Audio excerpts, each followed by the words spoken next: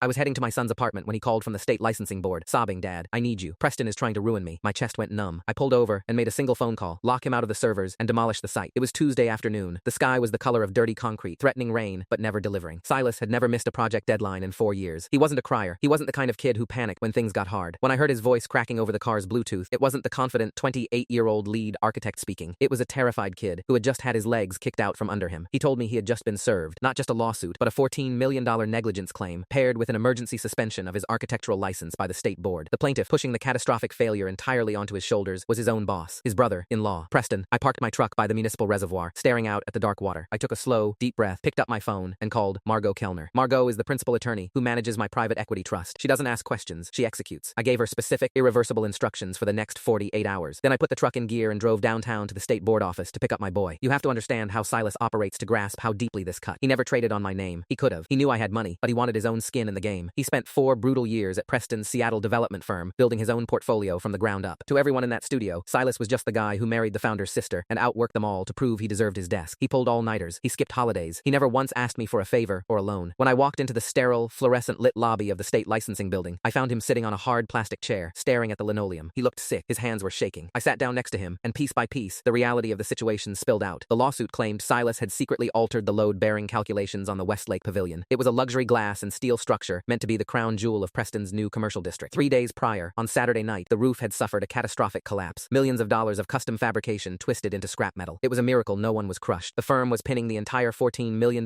disaster on Silas's digital signature. 2 armed security guards had escorted him out of the studio that morning, while his entire team watched in dead silence. Preston hadn't even come out of his office. He just sat behind his glass walls, refusing to make eye contact. Everyone in the building assumed Preston was devastated by the betrayal of his own brother-in-law. Silas thought so too. He sat in the lobby crying not just for his career, but because he thought he had genuinely let his family down. He had no idea who Preston really was. Here is the reality Preston never knew. 3 years ago, his flashy development firm was drowning in toxic debt. He had over-leveraged everything to project an image of success. At the same time, Silas had just bought a house with his wife, and his entire future was tied to that firm surviving. A faceless holding company swooped in out of nowhere, bought the land rights to all of Preston's active construction sites, and leased them back to the firm for pennies on the dollar. Desperate egos rarely ask questions, they just take the money. Preston took the lifeline, slapped his sleek minimalist logo on the construction fencing, and played the architectural genius to the local press. That holding company was mine. My name was buried behind 3 layers of Delaware LLCs. Silas had absolutely no idea. I never wanted to control his career. I only set it up so I could step in if the floor ever gave way beneath him. So when Silas called me, sobbing in that government lobby, I didn't need to threaten Preston with a long, drawn-out legal battle. I didn't need to yell. I already owned the ground he stood on. I took Silas back to my house. I made him eat something, gave him a heavy blanket, and told him to sleep on the sofa in my study. Once his breathing leveled out, I went into the kitchen and opened my laptop. By Thursday morning, Preston's firm was officially locked out of the Pavilion construction site. Private security, hired by my trust, chained the gates. By noon, Preston's primary investors received an anonymous, legally binding notice that the master land lease was being immediately revoked due to a breach of character clause. The funding evaporated in a matter of hours. I sat in my study, drinking black coffee, watching my son sleep. For a brief, cold moment, tearing down Preston's fragile empire felt like enough. It felt like justice. But a revoked lease doesn't restore an architect's license. Destroying Preston's company didn't clear Silas's name. The digital paper trail still existed, and it pointed directly to Silas's CAD login and his digital signature on those faulty blueprints. Friday morning, we met with Duncan Strand, a ruthless defense lawyer Margot had put on retainer. Duncan sat across from us in his conference room, tapped his pen on the polished wood, and laid out the cold reality. The state board didn't care about family drama. They only cared about the file history. If we couldn't definitively prove the blueprints were tampered with, Silas was going to lose his career forever, and the $14 million liability would bankrupt him. Retaliation wasn't going to save my son. We had to dig. I made another call, this time to Callum, the lead engineer of my cybersecurity team. I gave him the authorization to access the master cloud server for Preston's firm. Conveniently, my trust also owned the hosting rights to that server as part of the bailout package from 3 years ago. Callum pulled the metadata for the Pavilion project, line by line. Version histories, IP addresses, keystroke logs, save states. The roof collapse happened on Saturday at 11:15 p.m. The original blueprints showing Silas's fatal miscalculation on the steel beams were uploaded to the state investigators portal on Monday morning at 8 a.m. But right there in the server logs, buried under lines of raw code, was the killing blow. The specific CAD file containing the faulty math had not been created months ago during the design phase. It had been generated on Sunday at 3:40 a.m., 8 hours after the roof had already caved in. Silas hadn't made a mistake. Preston had realized his own cheap, unapproved materials caused the collapse. He panicked in the middle of the night, logged into the server using Silas's credentials, and retroactively changed the structural math to frame him. He needed a scapegoat to show the insurance adjusters. Preston just forgot that cloud servers log the exact microsecond a file is generated, regardless of the fake date you type on the title block. When Duncan presented the raw server logs to the state board on Monday afternoon, the atmosphere in the room shifted instantly. The board reinstated Silas's license on the spot. Duncan didn't stop there. He forwarded the logs and the IP addresses directly to the district attorney's office. On Tuesday morning, the air was crisp and clear. I stood side by side with Silas on the sidewalk across from the Westlake Pavilion site. We watched as a heavy demolition crew, hired and paid for by my trust, began bulldozing the twisted, ruined wreckage of Preston's project. The heavy machinery roared, tearing down the glass and steel skeleton. Preston stood by the perimeter fence 100 yards away. He looked hollow. He watched his reputation and his company turn to dust. And then, a black sedan pulled up behind him. 2 detectives got out, approached the fence, and tapped Preston on the shoulder to speak with him about evidence tampering and insurance fraud. Silas watched the bulldozers crush a massive steel beam. He didn't smile. He just looked tired. He turned to me, the noise of the site drowning out the street traffic. "How long have you owned this property?" he asked quietly. I looked him in the eye. "Long enough to clear the rubble. Now, let's go build your firm." It felt like it was over. We walked back to my truck, and for the first time in a week, my chest didn't feel tight. We went to a diner, ate terrible cheeseburgers, and talked about what kind of office space he wanted to lease. That night, I was sitting in my living room reading the news when my phone buzzed on the coffee table. It was a text from an unknown number. No message, just a single image attachment. I opened it. It was a photograph of a document sitting on a kitchen table. Preston was in the frame, leaning forward, pointing a pen at a signature line. Sitting across from him, holding the pen, was Claire, my daughter, Silas's sister. They were signing something neither Silas nor I had ever seen. I zoomed in on the document. The image was grainy, taken from a weird angle, probably a security camera or a hidden phone. But the header at the top of the page was legible. Apex Materials LLC Managing Member Authorization. My stomach dropped. I knew that name. I had seen it in Duncan's files earlier that week. Apex Materials was the shell vendor Preston had used to source the cheap, substandard steel that caused the roof to collapse. I grabbed my keys and drove straight to Claire's house. It was just past 11. The streets were empty. The porch light was on when I pulled into her driveway. There were plastic tricycles scattered on the front lawn. I knocked on the door, hard. A minute later, the deadbolt clicked. Claire opened the door. She was wearing sweatpants and an old t-shirt, her eyes red and swollen. She didn't look surprised to see me. She looked like she had been waiting for the executioner to arrive. "Where is he?" I asked, stepping into the hallway. "He's not here," she whispered. Her voice was completely flat. "He hasn't been home since the site got shut down." I walked past her into the kitchen. The house smelled like vanilla and stale laundry. I pulled my phone out, brought up the photo, and set it on the kitchen island between us. "Tell me what this is, Claire." She stared at the glowing screen. A tear spilled over her eyelashes, tracing a wet line down her cheek. She didn't wipe it away. "He told me it was just for tax purposes," she said, her voice cracking. "6 months ago, he said the firm was restructuring, and he needed a separate entity to handle bulk material orders. He said because he was the principal architect, it was a conflict of interest for him to own the supply side. He needed someone he trusted. So he put it in your name," I said, the reality of it setting like concrete in my chest. "I'm the sole managing member of Apex," she whispered, looking up at me, her eyes pleading for a way out that didn't exist. "I signed the purchase orders for the steel. Dad, he told me it was standard procedure. I didn't know what I was buying." I stared at her. The anger I had felt toward Preston over the last week was nothing compared to the absolute freezing dread washing over me now. Preston hadn't just used Silas as a scapegoat. He had built a firewall out of his own wife. By turning the evidence over to the district attorney, by proving Silas didn't approve the bad steel, the liability automatically shifted to the vendor who supplied it. The vendor was Claire. If the $14 million lawsuit couldn't attach to Silas, the insurance companies in the city would pierce the corporate veil of Apex Materials and attach it directly to its sole managing member. They would take her house. They would take her children's college funds. They would ruin her. "Does Duncan know?" I asked, my voice dangerously low. "Preston called me from a burner phone an hour ago," Claire choked out, burying her face in her hands. "He said if the DA arrests him for fraud, he's taking Apex down with him. He said he has emails from me authorizing the structural downgrades. Dad, I didn't write them. He used my laptop." I stood in the quiet kitchen, listening to the hum of the refrigerator. Preston was cornered, and his final move was to hold my daughter's life hostage against my son's freedom. If I let the DA prosecute Preston, Claire goes to prison for corporate negligence and fraud. If I pull the evidence to save Claire, Silas loses his license forever and takes the $14 million hit. I looked at the photo on my phone again. The unknown number. Preston hadn't sent this to me as a confession. He sent it as a ransom note. I put the phone face down on the granite counter. Claire was still crying, her face buried in her hands. The sound was small and awful, the kind of crying that comes when you've been holding it in for days and someone finally catches you. I walked around the kitchen island and pulled her into a hug. She felt incredibly fragile, like all the air had been let out of her. I didn't say anything comforting, because there was nothing comforting to say. I just held my daughter while she shook. "I need to see the paperwork, Claire," I said quietly, when she finally caught her breath. "Whatever he made you sign, whatever emails he's talking about, I need to see all of it, right now." She wiped her face with the back of her sleeve and nodded. She led me out of the kitchen and down the hall to the small spare bedroom they used as a home office. It was a mess. Drawers were pulled open, files scattered across the desk. Preston had clearly been tearing through here before he left, looking for whatever he needed to secure his leverage. Claire knelt by a filing cabinet and pulled out a thick manila folder. She handed it to me. Her hands were still trembling. I turned on the desk lamp and opened the folder. It was all there. The articles of organization for Apex Materials LLC, filed in Delaware. The operating agreement naming Claire as the sole managing member with 100% equity. There were invoices, purchase orders, and wire transfer receipts. I looked at the wire transfers. My blood went cold. "Claire," I said, tracing my finger over a transfer receipt from 3 months ago. "Where did this money come from?" "This is a wire for $200,000 to a steel fabricator in Shenzhen." She wouldn't look at me. She hugged her arms across her chest. "He said the firm was having cash flow issues because of a delayed permit on another site. He said if we didn't front the material costs for the pavilion, he'd lose the contract. He promised he'd pay it right back as soon as the construction loan cleared." "Where did the money come from?" I asked again, my voice hardening. "My trust," she whispered. "The one Grandma left me, and our savings. We remortgaged the house, Dad." Preston handled the paperwork. He said it was just a bridge loan to ourselves. I closed my eyes. It was worse than I thought. Preston hadn't just set her up to take the legal fall for the collapsed roof. He had bled her dry to do it. He had used her own inheritance and the equity in her home to buy the cheap, defective steel that ruined Silas's project. He had weaponized her entire life. "Where is your laptop?" I asked. She pointed to the desk. "He took his, but mine is still here. He used it all the time when he worked from home." I opened her laptop. It wasn't password protected. I didn't need Callum or my cybersecurity team to find what Preston was holding over her. He had left it right in her sent folder, plain as day. There was a chain of emails between Claire and the Shenzhen fabricator, explicitly authorizing the substitution of lower-grade steel to cut costs, acknowledging that the materials did not meet the original architectural architectural spec. The emails were written in Preston's aggressive, clipped tone, but they were sent from Claire's email address, from Claire's IP address, on Claire's machine. To a state investigator, or a jury, it wouldn't look like a husband framing his wife. It would look like a greedy supplier, cutting corners to maximize her own profit margin, deliberately ignoring the safety specs drawn up by the architect. Preston had engineered a perfect closed loop of liability, and he had trapped my children inside it. I pulled out my phone and called Margot Kellner. It was nearly midnight, but she picked up on the second ring. Margot doesn't sleep. She just waits. Tell me it's done, Margot said. Her voice was sharp. All business. It's not, I said. I paced the length of the small office, watching Claire sit on the edge of the futon, staring at the floor. Duncan went to the DA. The board cleared Silas, but Preston just showed his hand. He bought the bad steel through a shell company. He made Claire the sole owner. There was silence on the line for a long 3 seconds. He pierced his own family, Margot said. It wasn't a question. She was already doing the math. If the DA goes after Preston for tampering with the CAD files, Preston turns over the Apex emails to the insurance investigators. He argues that Silas approved the design, but Claire's company deliberately sourced substandard materials without his knowledge. He creates reasonable doubt for his own criminal charges by throwing his wife to the civil courts. And she goes bankrupt, I said, and probably faces criminal negligence charges herself. He's using mutually assured destruction, Margot said. I could hear her typing furiously on a keyboard in the background. If you push forward with Silas's defense, Claire takes the $14 million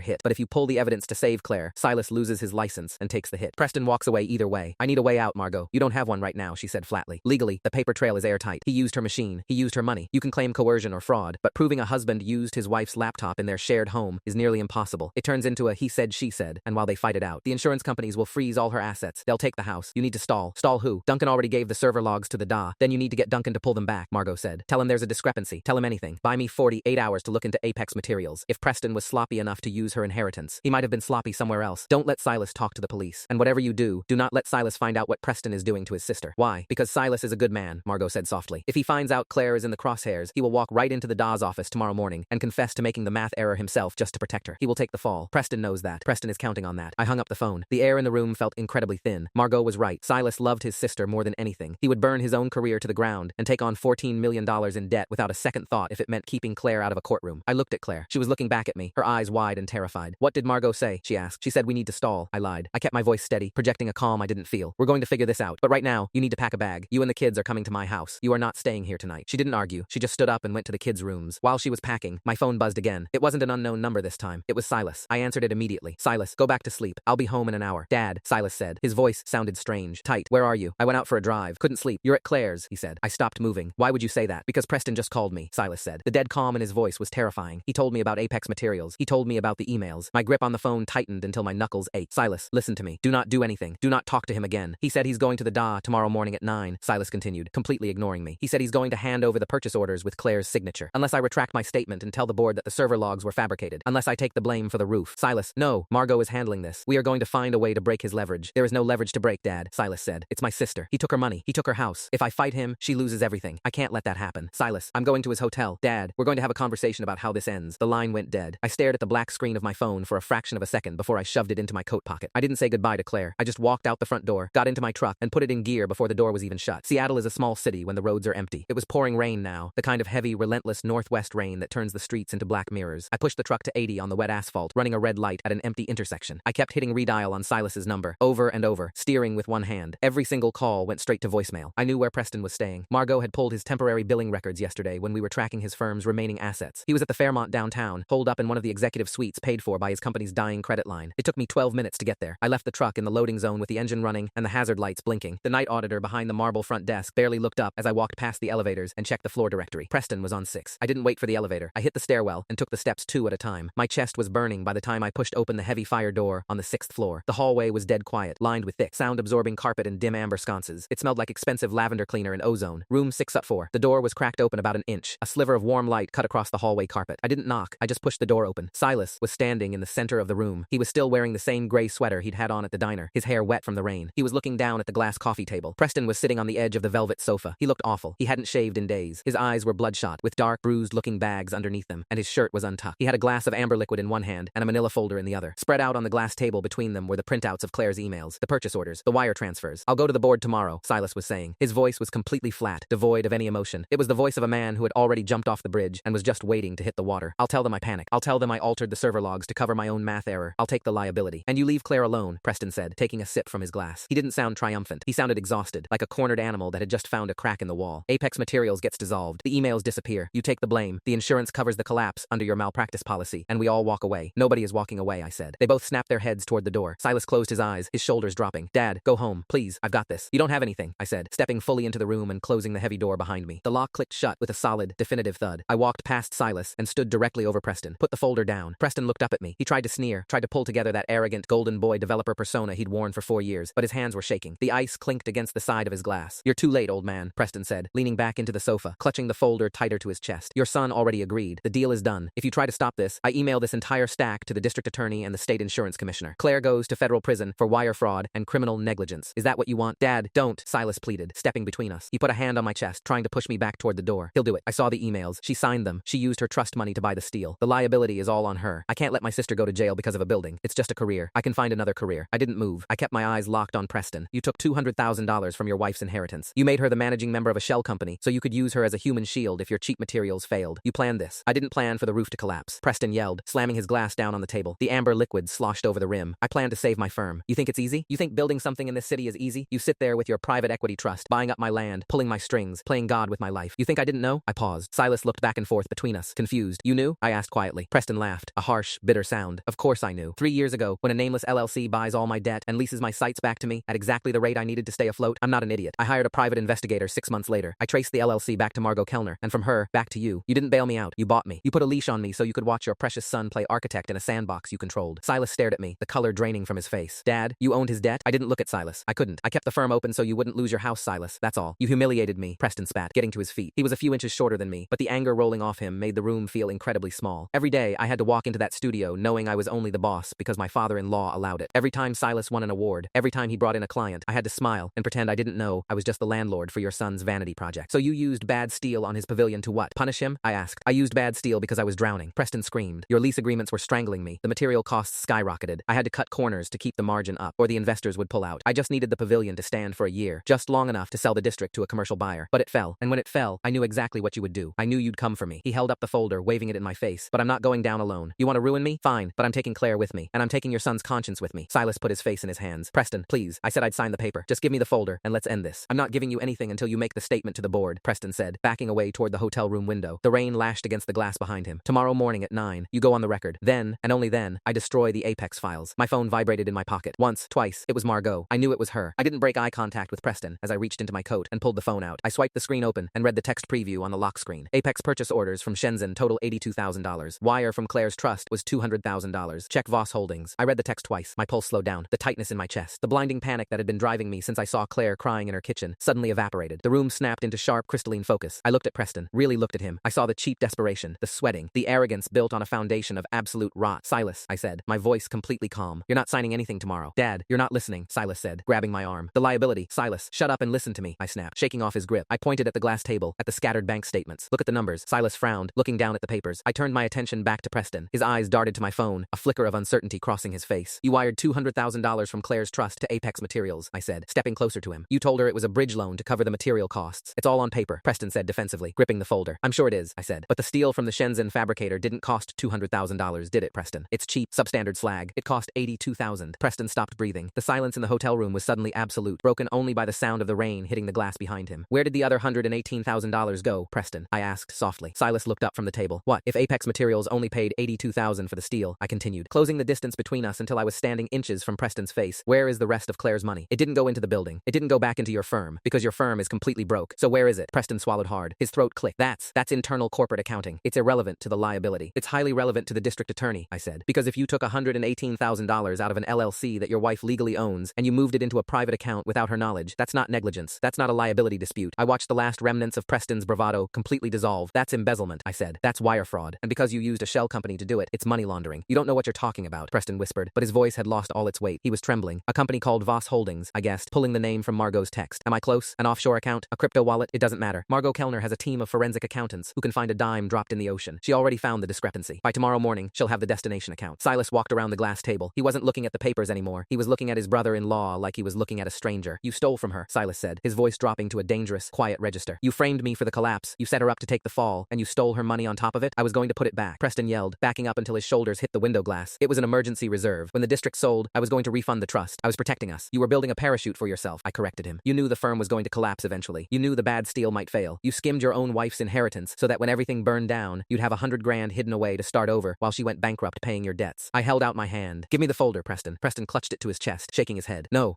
If I go down, she goes down. The emails don't matter anymore," I interrupted. insisted. If you go to the DA with those emails, you are handing them the exact paper trail that proves you embezzled from Apex Materials. The moment they audit those purchase orders, they see the missing 118,000. You try to take Claire down for negligence. You hand them the proof to put you in federal prison for 10 years for fraud. Preston stared at me, his eyes wide and terrified. He looked down at the folder in his hands. It wasn't a weapon anymore. It was his own confession. He let his hands drop to his sides. The folder slid from his grip and hit the glass table with a flat smack. Silas didn't hesitate. He reached across the table, grabbed the folder, and tucked it under his arm. He didn't yell. He didn't try to hit Preston. He just looked at the man he had worked under for 4 years, the man married to his sister, with a kind of hollow, exhausted disgust. Silas turned his back and walked toward the hotel room door. Wait, Preston croaked. His voice was completely stripped of its usual polish. It sounded reedy and desperate. What about the board? What about Duncan? I stopped with my hand on the brass doorknob. Silas goes to the state board at 9 o'clock. He tells them exactly what happened, and he shows them the server logs. They clear his name permanently. And me? Preston asked, stepping away from the window. What am I supposed to do? You go to Duncan Strand's office at 8, I said, not turning around to look at him. You sign over every remaining asset of your firm to my trust to cover the demolition costs and the $14 million liability. You sign a full, notarized confession regarding the CAD file tampering and the embezzlement, and you transfer the Voss Holdings balance back into Claire's trust account before noon. Preston let out a pathetic, ragged breath. I can't. I turned my head. Excuse me? I can't transfer it back, Preston whispered, looking at the floor. The Voss account is empty. Silas stopped in the hallway. He stepped back into the doorframe. You just said it was an emergency reserve. It was, Preston said, his voice trembling. But the seller for the Bellevue commercial tract was going to walk. I needed to secure the land options for a new development. If I didn't lock it in, I'd have nothing to build when the dust settled here. I wired the $118,000 to a commercial broker yesterday afternoon. It's a non-refundable earnest deposit. The room went dead quiet. The rain pounded against the glass. He hadn't just parked the money in an offshore account to hide it. He had spent it. He took his wife's inheritance, the equity in their shared home, and he used it to buy a lifeboat for himself. A lifeboat that only had one seat. He had fully intended to let Claire go bankrupt fighting the insurance companies while he quietly broke ground on a new project across the lake. You're a dead man, Preston, Silas said quietly. It wasn't a threat of violence. It was just a statement of absolute, unavoidable fact. We walked out of the room and let the heavy door click shut behind us. The drive back to my house was silent. Silas sat in the passenger seat of my truck, staring out the window at the wet, blurry streetlights. The manila folder rested on his lap. He kept his hands pressed flat against the cardboard, like he was trying to hold a lid on something toxic. He took everything from her, Silas finally said as we pulled onto the interstate. Her trust, the house. If that money is gone, Dad, she's underwater. Even if we keep her out of jail, the mortgage is going to default. She has 2 kids. We'll handle the mortgage, I said, keeping my eyes on the road. I'll buy the debt from the bank. She won't lose the house. That's not the point, Silas snapped, his voice cracking with sudden, sharp anger. He treated her like a human shield. He used her name to buy garbage steel, and when it broke, he was going to let her take the blame so he could walk away rich. How does she recover from that? How do you look at your husband after that? She doesn't, I said. She gets a divorce lawyer tomorrow. Margot will recommend one. We pulled into my driveway just before 2 in the morning. The porch light was still on. Claire's SUV was parked crookedly on the curb. I unlocked the front door and we stepped inside. The house was quiet. I could hear the faint, rhythmic hum of the central heating. I walked into the living room and stopped. Claire was sitting in the dark on the sofa. She wasn't sleeping. She had a thick woolen blanket pulled up to her chin, her knees tucked to her chest. Her eyes were fixed on the empty fireplace. I reached out and flicked on the table lamp. She blinked, the sudden yellow light catching the dried tear tracks on her face. She looked from me to Silas and then down to the manila folder in his hands. You went to see him, she said. Her voice was entirely flat. Silas walked over and sat down on the coffee table directly in front of her. He didn't try to sugarcoat it. We had both learned tonight that protecting Claire from the truth was what got her into this mess in the first place. He was at the Fairmont, Silas said gently. Dad and I went over there. We got the folder. Claire, he can't give these emails to the DA. He can't give them to the insurance company. Claire let out a long, shaky breath, her shoulders dropping slightly. So he's going to take the blame for the roof? Silas looked down at his hands. He doesn't have a choice. But Claire, there's something else. She went perfectly still. What? The money you wired him, I said, stepping into the room. The $200,000 from your trust. Only $82,000 of it went to the steel fabricator in Shenzhen. Claire frowned, confusion momentarily replacing the fear in her eyes. Where did the rest go? He routed it into a shell company called Voss Holdings, I told her, keeping my voice as calm and steady as I could. And then he used it to pay a non-refundable deposit on a new commercial land option in Bellevue, under his own name. She stared at me. I watched her mind work, watched her connect the dots one by one until the full horrific picture snapped into focus. He bought a new site, she whispered. Yes, I said. He took my grandmother's money, she said, her voice rising slightly, and the equity from our house to buy a new site for himself, while he left me holding the liability for a collapsed building. Silas reached out and put his hand over hers. Claire, I am so sorry. She didn't cry this time. The sadness that had been drowning her in her kitchen earlier that night suddenly crystallized into something much harder, much colder. She pulled her blanket tighter around her shoulders and looked at the wall. He told me he was working late on Tuesday, she said, her voice barely more than a breath. He said he was at the studio trying to manage the PR fallout, but he was actually transferring my money. He was buying land. We're going to get you a lawyer, Claire, I said. A very good one. We'll freeze whatever assets he has left. He doesn't have any assets left, she said, turning her head to look at me. Her eyes were completely dry now. The firm is dead. The house is mortgaged to the hilt. The trust is empty. He blew it all. And if he goes to prison for the CAD tampering and the embezzlement, he won't have an income to pay alimony or child support. She was right. The financial reality of it was brutal and absolute. Preston had tied himself to an anvil and dragged her off the edge with him. We will help you, Silas said fiercely. Dad and I. We won't let you or the kids go without. You know that. I know, Claire said softly. But I don't want to live on Dad's charity for the rest of my life because my husband robbed me. She looked down at the folder in Silas's hands. What time are you going to the state board? 9, Silas said. And when does Preston go to the lawyer to sign the confession? 8, I said. Duncan Strand's office. He knows if he doesn't show up, we hand his embezzlement file directly to the DA. Claire slowly stood up. She let the blanket fall to the sofa. She looked exhausted, but the terrified, fragile woman who had opened her front door for me hours ago was gone. Call Duncan, Claire said, looking me dead in the eye. Tell him to push the meeting to 10. I frowned. Why? Because Preston has a non-refundable land land option in Bellevue, Claire said smoothly, walking past us toward the kitchen. And legally, I am still his wife, which means half of that option belongs to me. And before he confesses to a felony and gets all of his assets frozen by the federal government, I'm going to make him sign that option entirely over to my name. I didn't argue with her. I pulled my phone back out of my pocket and dialed Margot. It was past 2 in the morning, but she answered on the first ring. I put her on speaker and set the phone on the kitchen counter. Claire laid out exactly what she needed. Margot didn't ask questions. She didn't hesitate. She just promised to have the transfer of rights document drafted, vetted, and waiting at Duncan Strand's office by 7 in the morning. Nobody slept that night. We sat in the kitchen, drinking terrible instant coffee, watching the rain finally taper off as the sun came up over the trees. Claire went upstairs around 5 to shower and change. When she came back down, she was wearing a sharp, tailored black suit she usually reserved for client meetings. She looked like armor. At 7:30, we drove downtown in my truck. The city was just waking up, delivery trucks idling on the wet streets, the sky a bruised, pale gray. Duncan's office was on the 40th floor of a glass high-rise, all polished walnut and gray carpet. Preston arrived at exactly 8. He looked like a ghost. He was wearing the same clothes from the hotel, heavily wrinkled, his tie loose around his neck. He walked into the massive conference room expecting to see me and Silas, ready to grovel, ready to hand over his broken firm and sign his confession. Instead, Claire was sitting at the head of the long mahogany table. Just Claire. Silas and I stood by the door. Duncan stood by the window, holding a single manila envelope. Preston stopped dead in his tracks when he saw her. He gripped the back of an empty leather chair. "Claire," he said, his voice thin and raspy. "What are you doing here?" She didn't stand up. She didn't raise her voice. She simply pulled a document from a folder in front of her and slid it across the polished wood toward him. "Sit down, Preston," she said. He looked at me, then at Duncan, searching for a lifeline. Nobody moved. He slowly sank into the chair and looked at the paper. "This is a transfer of ownership," Preston said, his eyes scanning the legal jargon. "For the Bellevue land option, the earnest deposit." "That's right," Claire said flatly. "You bought it with my money. Now you're giving it back." Preston shook his head, a last, desperate spark of his old arrogance flaring up. He pushed the paper back an inch. "I can't just give it to you. That option is my only leverage left. If I go to prison, if the firm goes under, I need something to rebuild with when I get out. It's marital property anyway. It's not marital property if you bought it with embezzled funds." Duncan intervened smoothly from the window. He didn't even look at Preston, just kept his eyes on the city skyline. "If we report the wire fraud, the federal government will seize the option as the fruit of a crime. You won't get it, and neither will Claire. It just vanishes into the court system. But if you sign it over now, as a voluntary transfer to your wife before any charges are filed, it becomes her sole asset." Preston stared at the lawyer. "And in exchange,